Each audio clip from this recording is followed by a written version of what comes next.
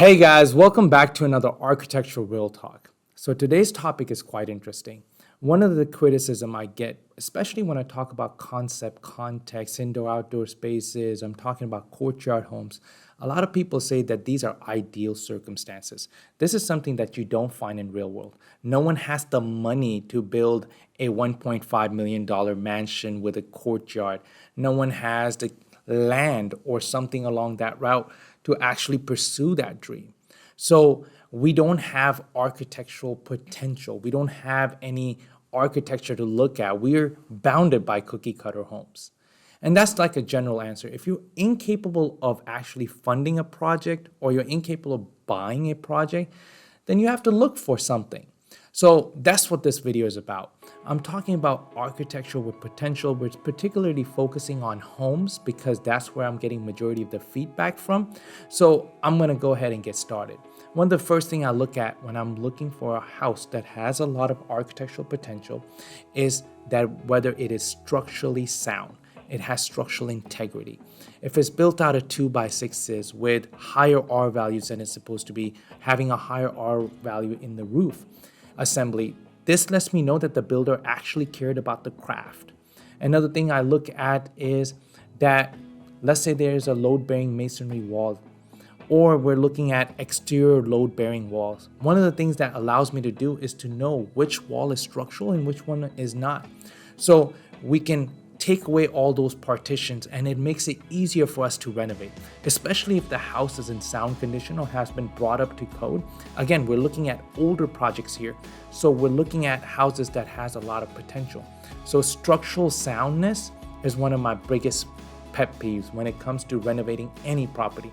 It makes sense to have a level floor or makes sense to have 2x12 or 2x16 rafters, right?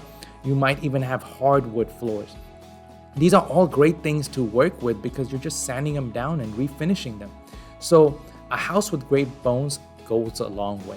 The second thing that goes side and side with this is having an open floor plan, an open living room space, or an ability for a room to be a flex space.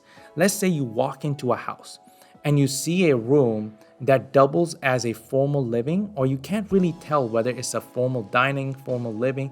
Could it be a kids play area?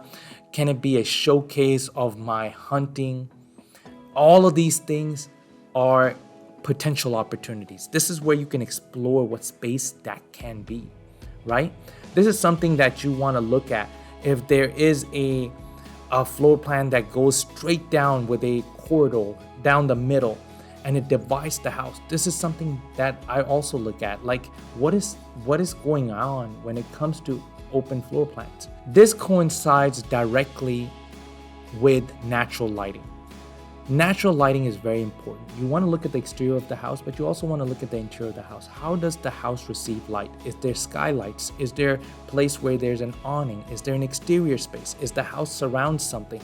What are these portals or windows looking out to? Am I looking at a garden or am I looking at traffic?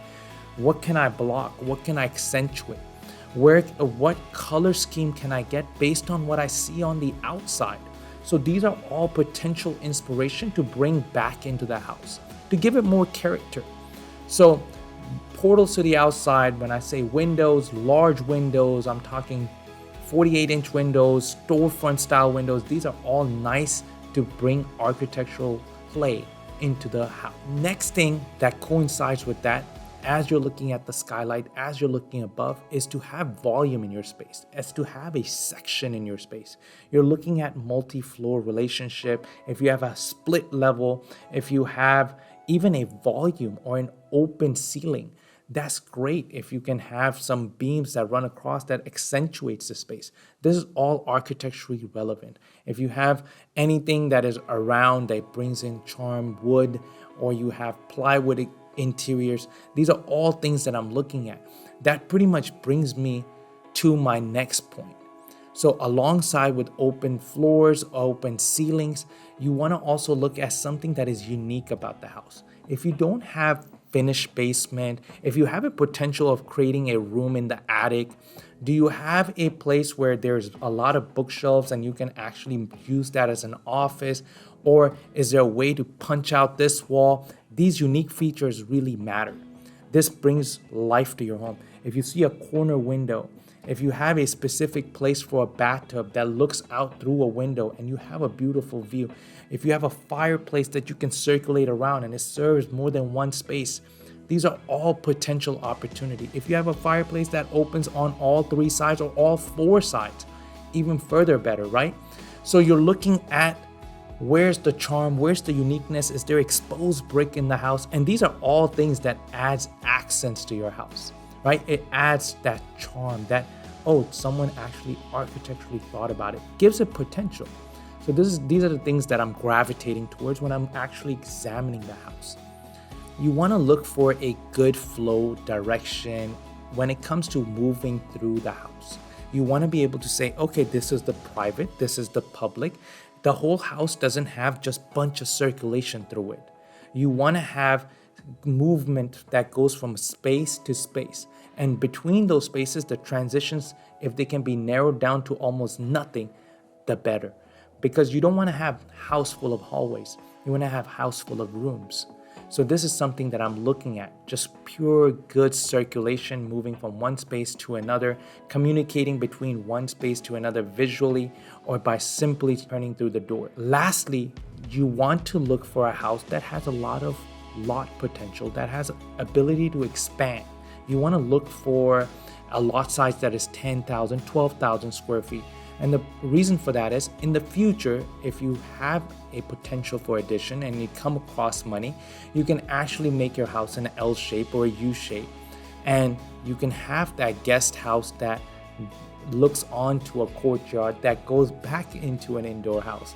So these are the things that you can actually future plan. So you don't have to have the money right away to actually be able to architecturally explore or architecturally inspire your spaces. You have just architectural potential in your home. Now, last thing I want to say is to look for a house like this in this time. You want to stick between late 1940s, I won't even touch 40s, but late 1940s, early 1950s, all the way to around 1980s. I know this is a little more of an older category, but this gives you a lot of potential in terms of charm and character. And at the same time, these homes are more likely to have been renovated at some point.